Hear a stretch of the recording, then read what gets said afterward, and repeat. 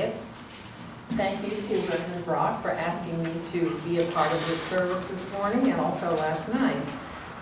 I'm honored, but I've been here since the summer of 1978, more than 30 years, a long, long time, and it's hard to squeeze all those years into just a few minutes. So I'm doing my best. And I was asked to start after Reverend Bob Ross came to our church, and then after he left in 1979. In my mind, today's service is really an institutional memorial service. And who but its people make up the institution? Today like Mickey, I want to mention a few important folks who have been instrumental in making Orange Coast Church the very vibrant place that it has been for almost 60 years. Some are gone forever, but the impact is very important to us in our history. But before I do that, I just want to mention a few of the ministers who led us during those years after Bob Ross. Following his departure and retirement, the Reverend Josiah Bartlett came in 1979 as a one-year interim minister. And maybe not all of you know that we had a couple named Al and Eula Daniels, an elderly couple who since died, and they gave us some money, and we named the patio out here for Reverend Bartlett and the Daniels, and so it's called the Daniels Bartlett patio in memory of them. Then we had Eileen Carpleys for a couple of years, starting in 1980. She decided she really didn't want to be a minister anymore, and so she resigned. No minister between 1983 and part of 84, when the worship committee got very, very active, bringing all kinds of speakers to the congregation. I was very active in that aspect of it. Then we brought Reverend Jim Nelson in 1984. I was on the search committee for him. And originally, he was here only part-time with Tapestry for the first 2 years until we developed our membership. Our membership increased a whole lot. We expanded our sanctuary to 180 seats, which was wonderful. I want to tell you that Jim Nelson got his doctorate in American literature at the University of Iowa, and he studied Melville, Herman Melville. And his thesis was on Moby Dick. So we had a wonderful couple in the church who are still active here, the Melvilles, Denny and Bob Melville. And they claim to be the only Melvilles that Jim Nelson married. After he left, we had Brandy Lovely from the neighborhood church as an interim minister. He had been there for more than 20 years. And it's interesting that he retired, but Jim Nelson, who used to be here, is now at Neighborhood Church in Pasadena. Then one sad part of our history, we brought a minister that just didn't fit with us, the Reverend Diana Heath. We had a lot of conflict in the congregation with the staff, and so we ended her contract after a very short time. Then we had Leslie Habor, and finally in 1998, Karen Stoyanov, our last called minister. And as most of you know, we're in the process of finding a new minister for our new site. Our church has been accused of being only a social group on the hill. Well, it's true, we are a social group. We have wonderful parties, dinners, auction offerings, outings, and so forth. But I think we're so much more than a social group. We've reached out continually to the wider community, not only locally, but across the globe, really. One of the most important social action projects, which began in this church, is called the ATM Ministry. Paul and Clover Behrens were part of that, but it was really started by the Metropolitan Community Church, which used to meet in this sanctuary, in which they provided home-cooked meals, and then they delivered them to HIV patients. And that's been going on for more than 20 years, It's one of the programs that I think most of us are most proud of. Even though I personally wasn't involved in it, I'm very proud that we have done that and are still involved in it. As we get ready to move to our new sanctuary on Mesa Verde, many of us are focused on increasing our membership.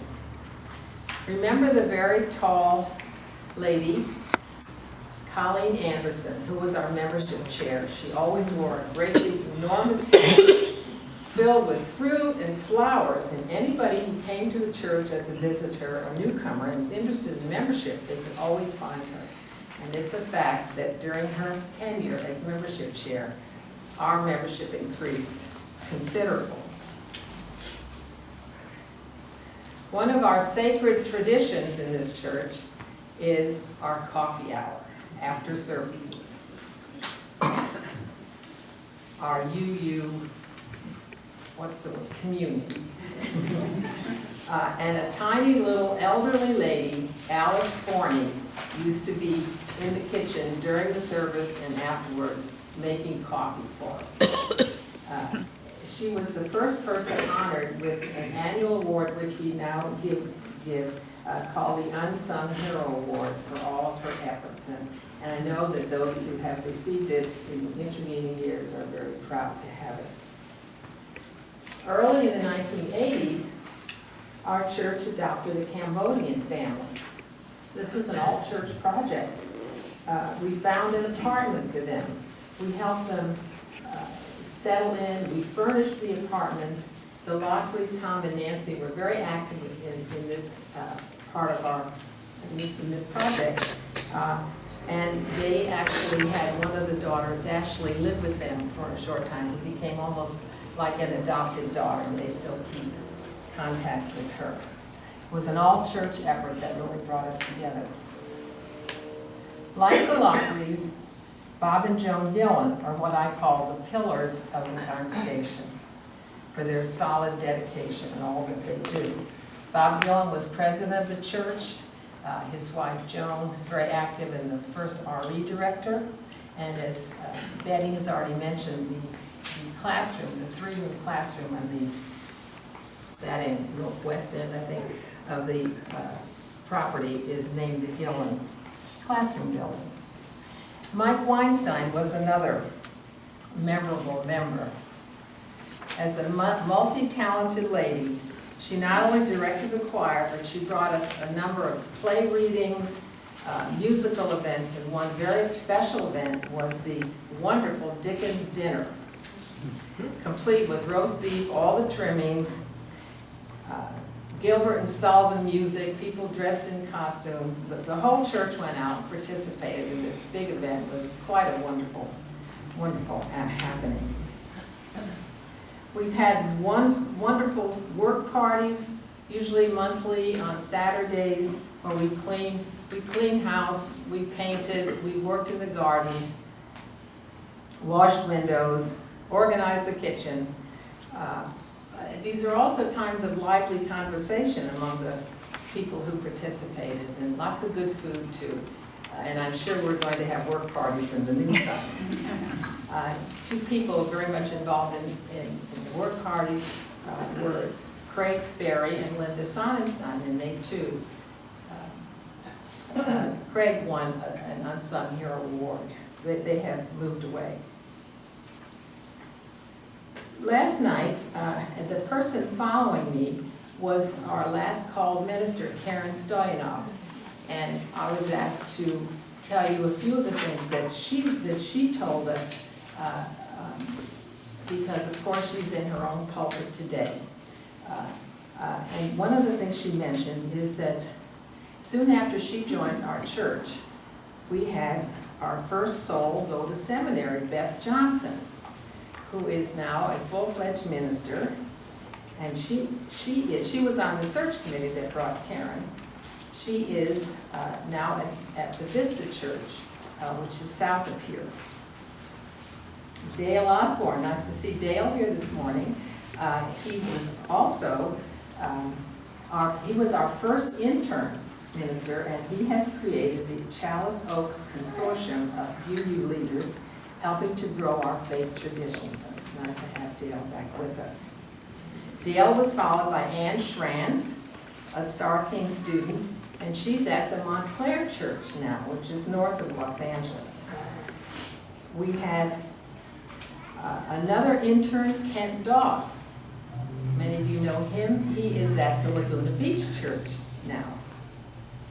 And then 2 weeks ago, Angela Henderson, one of our church members, was ordained up at the Pacific Unitarian Church. A.J. Blackwood did his field study work from Claremont in this congregation as our student minister.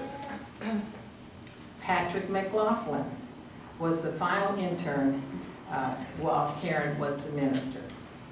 And he just received his fellowship and it will be in search for a new pulpit. Karen says that he too can carry the influence of Orange Coast forward. Also, Summer Albati Krikesh, that's a hard name, and Jason Cook are doing interns. They're members of our church. So this is what Karen wrote. The elastic web is being stretched and impacted by Orange Coast far and wide. The web is strong and our strand in it is powerful. We give and we receive no matter where we are. We've had an influence far and wide.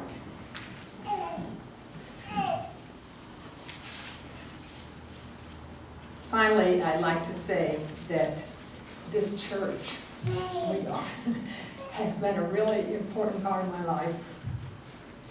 I anticipate it will still continue to be that way. I've made wonderful friends here. We've had fabulous people, wonderful activities, and I'm sure it's going to continue in the future. Thank you.